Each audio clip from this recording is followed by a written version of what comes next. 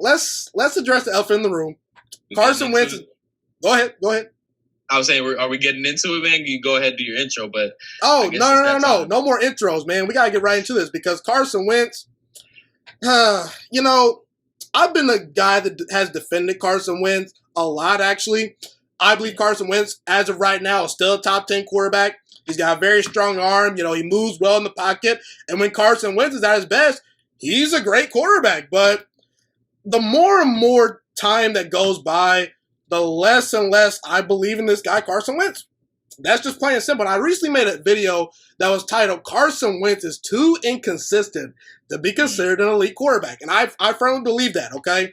Let me address the quarterbacks I believe are elite at the moment. I believe that Mahomes, Wilson, Rodgers, Watson, and Lamar, those are the elite quarterbacks. I don't put Wentz in that category. And I think that those guys are more talented than Wentz and more accomplished than Wentz, and you could point to Watson and Lamar. Watson's won a playoff game. Wentz is not. You look at Lamar Jackson. Lamar Jackson won an MVP. I know Carson Wentz was on pace to win MVP in 2017, but he got injured. Lamar Jackson has never been injured in his career. And for what it's worth, the guy's 21-3 in his career. So I'll take Lamar over Wentz despite him not winning a playoff game. And I don't know, man. Did you know that Carson Wentz in his last 28 games is 13-15. That's not great, man. That's not great. And, Carson Wentz, I've always kind of said, okay, when I evaluate quarterbacks, if I take away your best and your worst season, that's really kind of what. Don't do that. Don't do that's that. kind of what you are. Don't do that. That might be what you are. Now, I recognize that Carson Wentz played at an MVP level in 2017. I recognize all that. But if you take those seasons away, it's a lot of meh. And Carson Wentz. I like the way you do that. I'm going to start implementing that into my own evaluation. Take the best and worst seasons away. Because I feel like that a lot of people, and myself included, it's hard to get that 2017 season out of your head because of how phenomenally special it was. But at this point in time, I'm not sure if it is reasonable for Eagles fans or anyone for that matter to expect to see that version of Carson Wentz ever again. I don't think it's the injuries. I think he tapped into something special that year, and I think he's capable of tapping into that again. Down the line, I still think that Carson Wentz can achieve that level. But at this point in time, am I willing to expect that from Carson Wentz? Because after that 2017 season, right, I'm going into 2018 thinking that Carson Wentz is coming back. Then he had the back issue, so I'm like, okay, 2019, here comes 2017 Carson Wentz. Not really there. He had some special moments at the end of the 2019 season that got us to the playoffs. Now I'm in the 2020 season. I'm expecting 2017 Carson Wentz. Still not coming, man. So at this point, I'm dumb to expect that the 2017 Carson Wentz is going to be coming back. And I think that it will over time, but for me to have that expectation, I don't think it's fair to the Eagles, and I don't think it's fair to Carson Wentz at this point in time. Even if it's not 2017 Wentz, the dude is still a special caliber of quarterback. And I think he's, like you said, a top 10 quarterback in this league. And I'll always swear by the fact that he's better than Dak Prescott. But to expect that caliber, because that quarterback right there, that was a top 3 quarterback in the league. 2017 Carson Wentz would be a top 3 quarterback in this league today. I would probably take him over Lamar Jackson. There's only 2 dudes I would take over 2017 Carson Wentz, and that's Patrick Mahomes and Russell Wilson. But I can't expect it anymore, man. That my guy has disappointed me thus far, and like I said, I think he's capable of more. I think he will get to that point, but as of right now, I can't set that as the expectation. Yeah, and I kind of thought that Wentz for a while was borderline elite, like just right there, right. And maybe if he makes a playoff run and maybe wins a playoff game, I can maybe put him in that elite tier because really all he's missing is some playoff success. And he would have won that Seahawks game, man. And that's what I feel like sucks about Carson Wentz is the fact that so much of it is situational, and so much of it is just like one butterfly effect thing that happened, put a whole series of events that went against Carson Wentz. If Jadeveon Clowney doesn't lay a dirty ass hit on Carson Wentz, he wins that playoff game. That Eagles team lost to that talented behind Seahawks team by 8 points with a backup Josh McCown that had tore his hamstring off the bone. You can't tell me that if Carson Wentz was in that game, they don't win. There's no way that you convince me of that, but so much of it is just unfortunate. But the only thing that we can do as analysts, right, is take it for what it is and observe what happened. And we can't influx too many hypotheticals here, man. What happened. And at this point, Carson Wentz, to me, top 10 quarterback, not elite. Not elite yet. Yet. Give it time. I still think it's there, but not elite, man. Yeah, and I think that a lot of people kind of anointed Carson, after that run that he went on the final 4 games. And I was actually one of those people that said, okay, he did his thing, but that was against the NFC least. Those final 4 games, Giants, Washington picking top 4 in the draft, and Dallas, like I've said earlier, Dallas, they're fools going every year. I don't understand the love for the Cowboys every year. I'm not a big Dak Prescott fan. But, man, I mean, I don't know, man. It's just one of those things where I can't anoint Carson Wentz when guys like Lamar Jackson are winning MVPs, when Deshaun Watson is winning playoff games, when Aaron Rodgers in a down year is getting to an NFC title game, when Russell Wilson's making a deep playoff run, when Patrick Mahomes is winning MVPs. Heck, right now, you could say that maybe the gap between Kyler Murray and Carson Wentz may not be that wide. I'm sorry, man. I think Kyler Murray's pretty darn good. He's a bad little dude, you know what I'm saying? And you're going to hate me saying this, but the gap between Jared Goff and Carson Wentz is not that wide. It's not that wide. Let me tell you why. So I was with you on Kyler, and I was like, I will, at this point, if somebody's telling me Kyler Murray is a better quarterback than Carson Wentz, I can't even get that mad at you. But don't you dare bring up Jared Goff. No, I'm going to bring up Jared Goff. Jared Goff is I'm going to bring up Jared Goff. He's not in the same category. If we're talking about tiers of quarterbacks, S tier, Russell Wilson, Patrick Mahomes, those are only 2 in S tier. A tier, Lamar Jackson, Aaron Rodgers, Deshaun Watson. B tier, Carson Wentz. C tier, Jared Goff. I refuse to believe that Jared Goff is a bare minimum B tier quarterback. I won't accept it. I will not accept it. Jared Goff is not on the same level as Carson Wentz, man. I don't think the gap's that wide. I don't. Over time, Jared Goff just came in. He just came into Carson Wentz. Give my guy Robert Woods and Cooper Kupp, man. Give my guy Van Jefferson. You know who receivers he's throwing to right now? No Alshon Jeffrey. He's injured. Jalen Rager's out.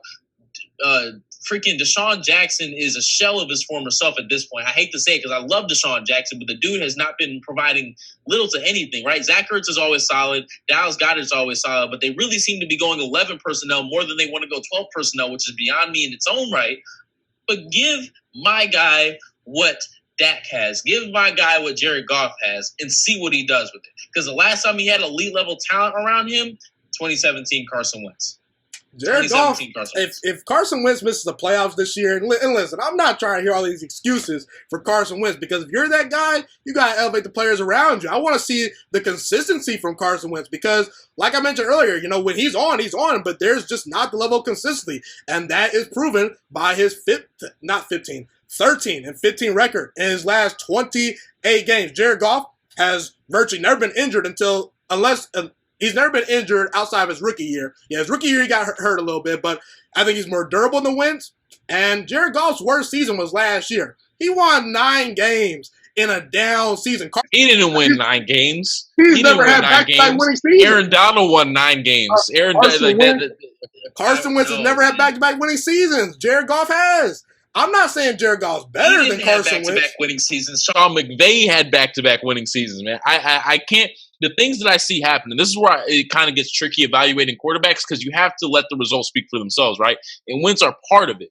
But at the same time, you have to look at everything that's happening around the quarterback and think, okay, how much is the quarterback actually contributing to what's going on with the wins? And I think a guy like Dak Prescott, as great as he is, and don't get me wrong, when I say Carson Wentz is better than Dak Prescott, I'm not trying to diminish the greatness of what is Dak Prescott, what is Dak Prescott.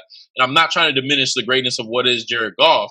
But those two quarterbacks from a talent standpoint can't hold a candle to my guy. They can't hold a candle, but the pieces around them contribute to winning. Give Carson Wentz those pieces, and I'm convinced that at some point or another, you're going to see 2017 Carson Wentz. And I understand. You can't keep making excuses for dudes. This is why I don't say Carson Wentz is an elite quarterback anymore, even though in my heart of hearts, I still feel that way.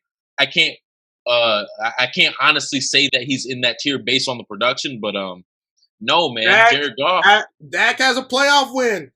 Jared Goff has a playoff win. Where's Carson Wentz has a playoff win? Okay, he's a running back, though.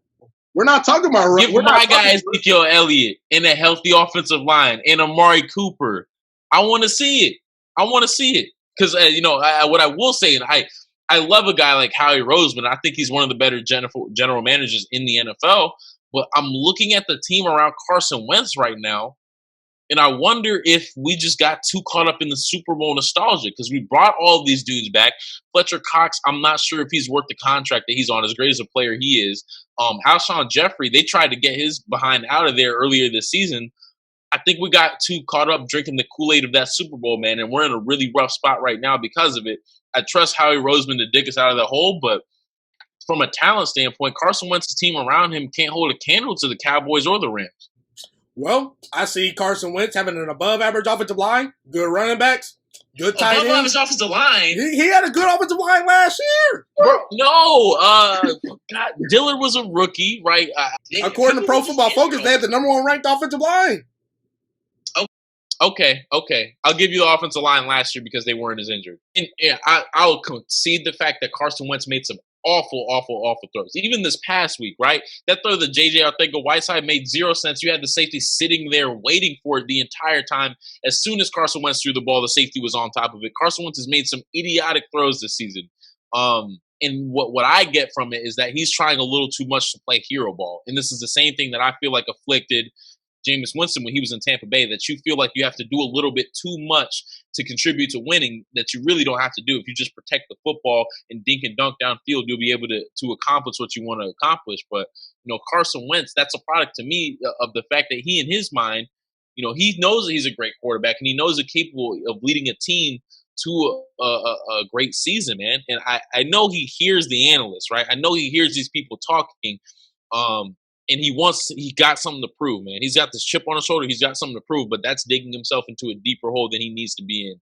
If I had one thing to say to the dude, you're a great quarterback. I think you can be a top 5 quarterback in this league. Let the game come to you, because that's what he's not doing right now, is not letting the game come to him. But he gets his head on straight, man. That dude's a baller. You and I both know this. Yeah, and I think that Carson is better than Goff and Dak Prescott. I'm just saying.